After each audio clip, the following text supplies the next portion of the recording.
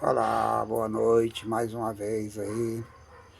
Quero saudar a todos com a graça de nosso Senhor e Salvador Jesus Cristo, né? Pedir para que Deus se coloque presente diante de nós nessa hora, né? Para podermos falar um pouco da palavra de Deus. Eu tinha falado que o próximo vídeo que eu fosse fazer ia falar um pouco de Bíblia hoje. Na realidade, eu vou fazer só um apanhado aqui a respeito da Bíblia, da palavra de Deus, né? Porque é um curso muito extenso, muito longe para a gente pegar e num videozinho simples desse aí você conseguir publicar tudo, né? Mas em todos os casos eu fiz um pequeno resumo aqui de algumas páginas, de algumas coisas, de alguns assuntos, né? E vou tratar ele junto com vocês aqui agora, né? Pedindo desde já que Deus se faça presente, né? Através do seu Espírito Santo, né? Para poder nos iluminar, nos dar a direção certa, né? A qual devemos prosseguir.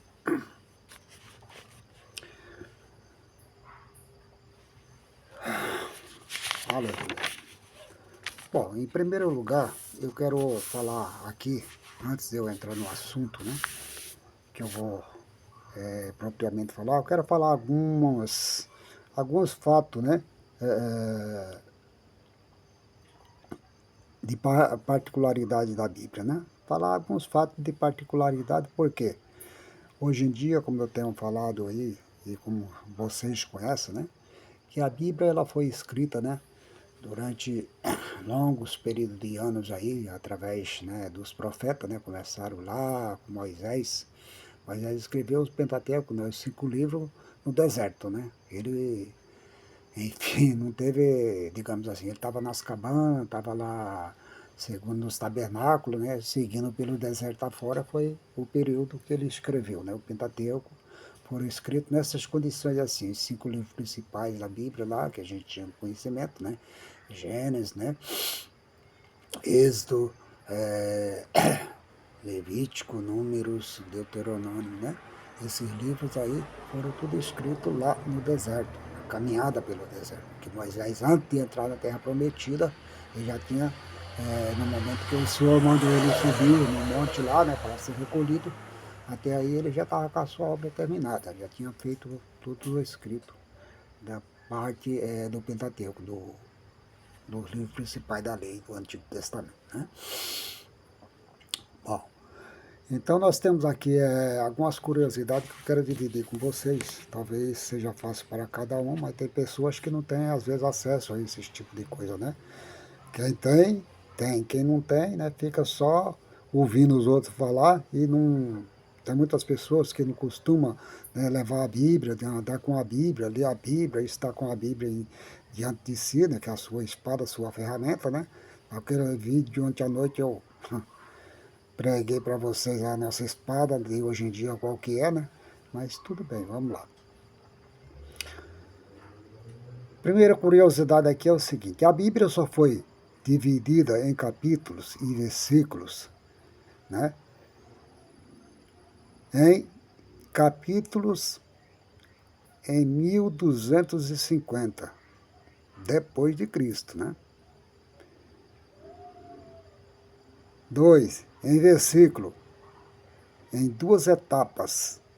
A primeira etapa em 1445 pelo Rabino Natan, né?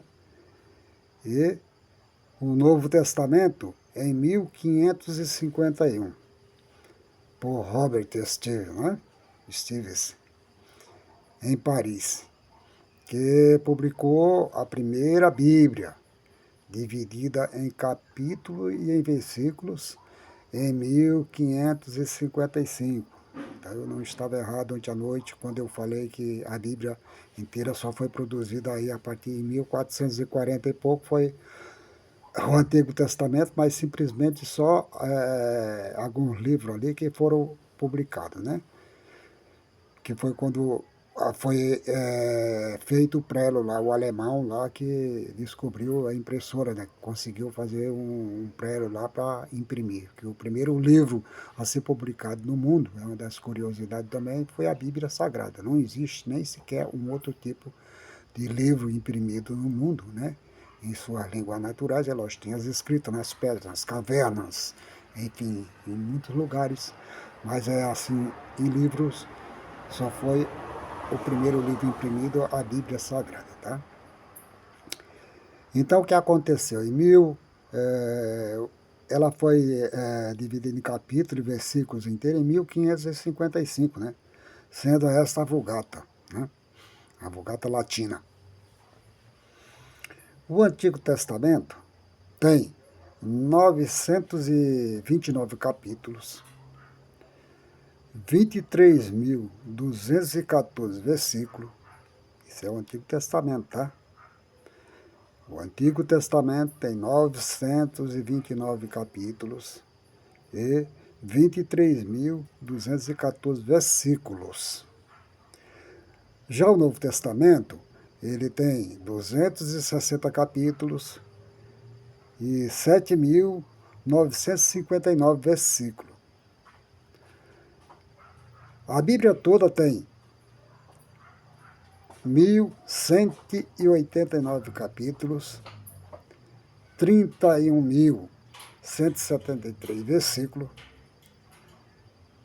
A Bíblia foi dividida em 2 livros impressos no mundo em 1452, né, em alemão, né, lá na Alemanha, né, pelo rabino lá.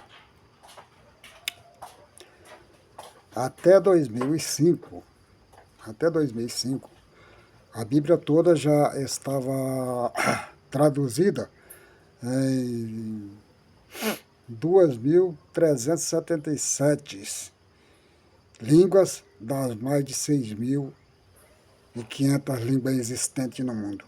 Então, até 2005, ela já estava traduzida em 2.377 línguas, né, faladas aí, chinês, alemão, japonês, enfim, né? Inglês, francês, todas essas línguas aí do mundo, né? Que existia, então em 2005 ela já estava traduzida em 2.377, né? De 6.500 línguas existentes no mundo. O texto e contexto de referências e suas influências. A. O texto é o conjunto de palavras, né, contida em uma passagem. O contexto é a parte anterior e posterior do texto em relevo.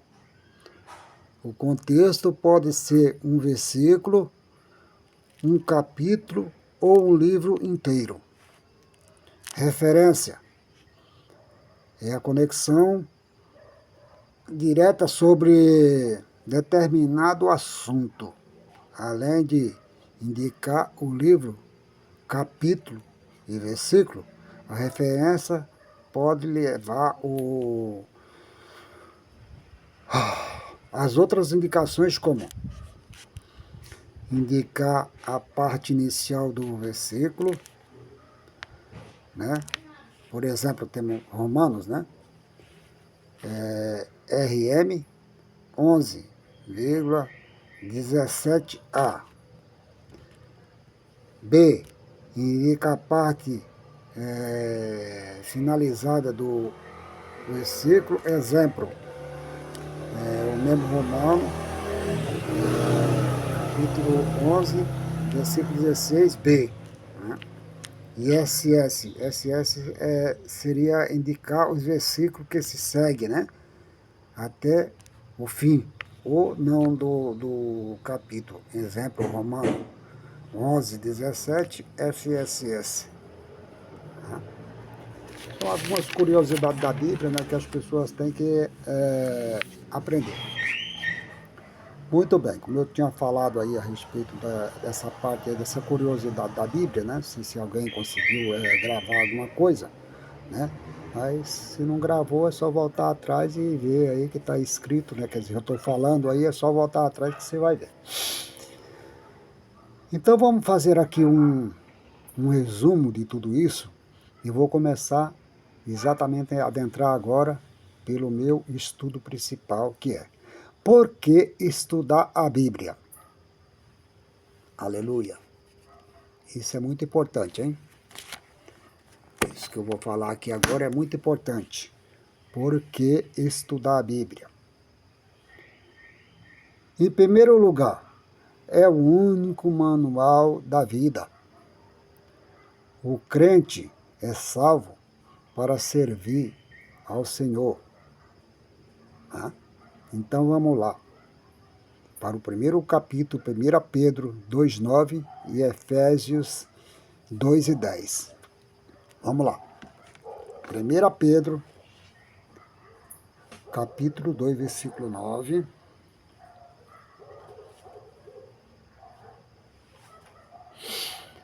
Aleluia. 1 Pedro 2,9, que nos diz assim: Mas vós sois a geração eleita, o sacerdócio real, a nação santa, o povo adquirido, para que anuncieis as virtudes daquele que vos chamou das trevas para a sua maravilhosa luz. Glórias a Deus, né? Então vemos aqui esse primeiro versículo da Bíblia, né? Que nos diz que nós devemos servir ao Senhor, que Ele nos chamou das suas trevas, das densas trevas, né? Que nos fala a palavra do Senhor, que o povo que habitava a região da sombra da morte viu uma grande luz, né? E os que seguiram essa luz, né? Encontraram realmente a paz, que seria nós, os gentios, que não tinham direito à salvação, e a partir do momento do endurecimento, né, dos israelitas, né? E você lê lá no livro no capítulo 9 lá da carta de Paulo aos Romanos, você vai ver ali todo o trecho que está falando a respeito do endurecimento, né, de Israel, para que a plenitude do gentio, para que nós fôssemos enxertados e fôssemos herdeiros, né, da salvação, né? Então vamos ver ali, Efésios, capítulo de número 2 e o versículo de número 10. Efésios 6, Efésios 2 e 10.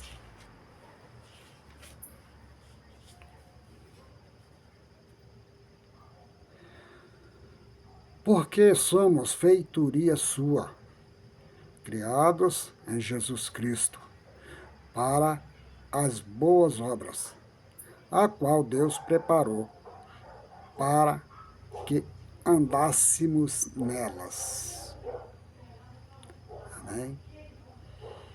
Porque somos feitoria sua, criadas em Jesus Cristo, para as boas obras, as quais Deus preparou para que andássemos nela. Aleluia, né? Então, queridos e amados, vemos aqui que você, além de você ter esse direito, né, de ser salvo para servir ao Senhor, né, você ainda tem essa obrigação, né, de permanecer e andar na presença do Senhor, porque você foi criado por Deus exatamente para isso, né? Então vamos lá. Sendo a Bíblia o livro-texto do cristão, é necessário que ele maneje bem a palavra, na verdade, 2 Timóteo, no capítulo 2, no versículo 5. Né? Timóteos 2, 5. Vamos lá. 2 Timóteo, capítulo 2, versículo 5, que nos diz assim: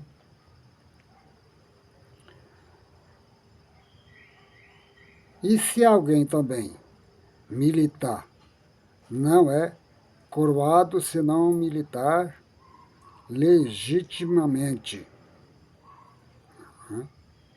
Se alguém militar não é coroado senão militar legitimamente.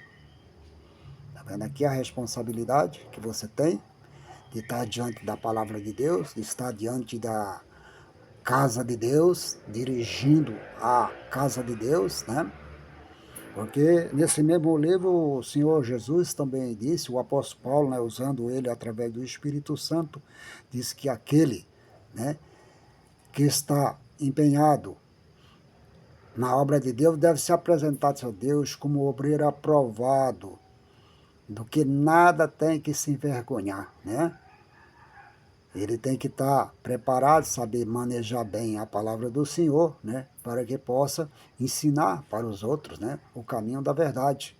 Não mentindo, não falando coisa que não está escrito na Bíblia, né? Porque lá em Apocalipse também está escrito lá, né? Quem lê vai ver lá que está escrito que aquele que acrescentar ou tirar qualquer coisa da Bíblia, né? Também será tirado da parte dele, na salvação, né? Então veja que você tem uma responsabilidade muito grande, como obreiro principalmente, né? Aqueles que dirigem a causa de Deus, o apóstolo Paulo diz assim, né? Lá no capítulo 12, que nós nunca devemos querer saber mais do que podemos suportar, porque a gente, a partir do momento que você está buscando as coisas de Deus, você tem que procurar ser levado na base da balança, equilibrado naquilo que você sabe, para depois não passar vergonha, né? Não ter que passar por vexames, né? Amém? Então vamos lá. Assim como o profissional sabe empregar as ferramentas no seu ofício, né? Assim deve ser o crente na vida cristã, no trabalho do Senhor, em relação, aleluia, em relação à alma e à vida. E tudo isso abonado e ensinado pelo seu autor, Deus. Quem é o autor da Bíblia? É Deus. Deus, a Bíblia nos diz que ela foi inspirada, os homens inspirada por Deus. Não foi jamais homem de vontade alguma, por sua vontade própria, que escreveu a Bíblia, mas os homens santos de Deus, inspirados pelo Espírito de Deus, Espírito Santo de Deus, as escreveram para o bem nosso, né? Aqui está. Deus é o autor da Bíblia, né? E o Espírito Santo, né, é o intérprete. Então, ele é o interpretador da Bíblia Sagrada. Se você, por exemplo, quer saber alguma coisa da Bíblia, uma interpretação, não tem coisa mais maravilhosa do que você ler um livro com o autor do lado, né? Qualquer problema, qualquer dúvida que surge ali na hora, você já vai perguntar para ele, oh, e essa coisa assim, assim, como é que foi? O que aconteceu aqui? Bom, é lógico que o autor, ele é Deus, né? Mas ali o intérprete está do seu lado ali, né? Para interpretar. Você não vê como as autoridades fazem quando vão para fora do país, que não sabem falar a língua estrangeira lá daquele país a qual eles são levados, e não levam o intérprete junto para interpretar a sua fala. Tudo aquilo que ele está conversando tem um intérprete do lado ali falando. Se o intérprete for errado, né? É como diz a palavra de Deus, se o Espírito que habita em você não for o Espírito Santo de Deus, aí ele pode dar uma interpretação errada, né? Aí por isso que você tem que estudar o crente, né, como diz aqui, né? Assim deve ser o crente, né? Como o profissional sabe bem manejar as suas ferramentas, né, no seu ofício de trabalho. O pedreiro, por exemplo, ele sabe que ele vai levar, sentar uma parede lá, ele já sabe o que, é que ele tem que levar em mão lá. O livro de pedreiro lá, o prumo, né, para botar a parede em prumo, né? A colher para assentar a massa e assim. O marceneiro também é a mesma coisa, né? Ele tem que ter sua régua, seu compasso para riscar, para desenhar, né? Na madeira para depois fazer os cortes, né? Adequado, né? E assim por diante vai. Assim é o crente também na palavra de Deus. Não adianta você chegar, por exemplo, e querer assumir algum determinado tipo de trabalho, aí diz assim, ah, não, mas é para Jesus, Jesus, quem disse para você? A Bíblia não fala isso não, a Bíblia diz que você deve se dedicar de corpo, alma e espírito a Deus. Você deve se entregar inteiramente na causa de Deus. Se você é um crente, foi salvo para isso e está na presença de Deus, saiba, porém, que você deve estar preparado. Foi assim que Jesus falou, né?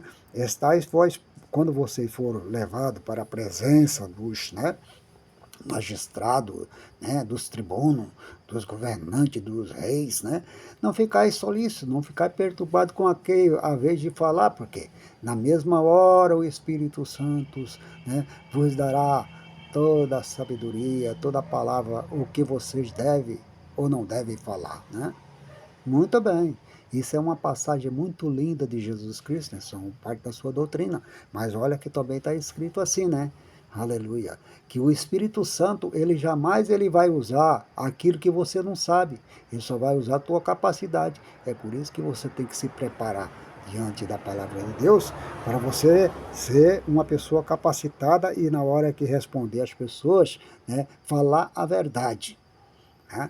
Eu tenho como base de oração, por exemplo, você vê aí o que acontecia, por exemplo, quando alguém.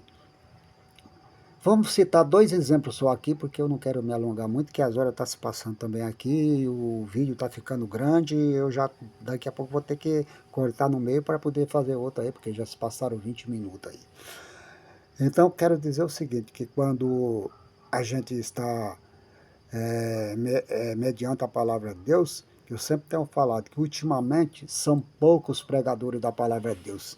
Há na igreja muitos contadores de história. A turma adora contar história, né? A gente vê, por exemplo, esses pregadores que vai contar história na igreja lá e chega lá, a história preferida, por exemplo, das crianças, né? Por exemplo, Golias, né? Daniel e, aliás, Davi, o rei Golias lá, matou, né? O Daniel matou o Golias lá, o gigante, né? Outros é o profeta Jana na barriga do peixe lá, né? Tem pessoas que pregam com tanta coisa, com tanta veemência, que falta só botar o peixe, catar ele pelo rabo e botar no meio da sala lá, puto lá, para as pessoas ficarem aplaudindo, né? É uma coisa. Então, são contadores de história, né, que tem. Zaqueu, então, a mulher cananeia lá, do fruto de sangue, essas pessoas, olha, é tanto contador de história, mas não é assim que é pregado. Se você for ver realmente a mensagem da palavra de Deus como é que era, eu vou dar dois exemplos para você seguir aqui. Siga, por exemplo, o exemplo de Estevão, tá? Que coisa maravilhosa. Tem coisa mais maravilhosa do que aquela, né? A pregação de Felipe, a pregação de Estevão, né? E por que também não dizer de Pedro, né? No dia do Pentecoste lá, vê que ele começa a falar a Bíblia lá desde o começo da fundação do mundo, fala de todos os profetas, fala de Abraão, né? Dos pais deles, antigos. Então eles estão contando ali a Bíblia, eles conheciam, né? Apesar de não ter nenhuma Bíblia igual nós temos hoje em dia, mas eles tinham, né, a leitura todos os dias, que eles eram obrigados a frequentar a casa de Deus, na sinagoga lá, e no templo, da época onde existia o templo, né, nas horas das orações, né. Então, meu amado querido, é assim que a palavra de Deus se faz, né. Eu vou dar uma pausazinha aqui no meio do caminho, porque esse vídeo está ficando muito grande, já está com 23 minutos aí, né, eu vou dar uma pausa nele aqui,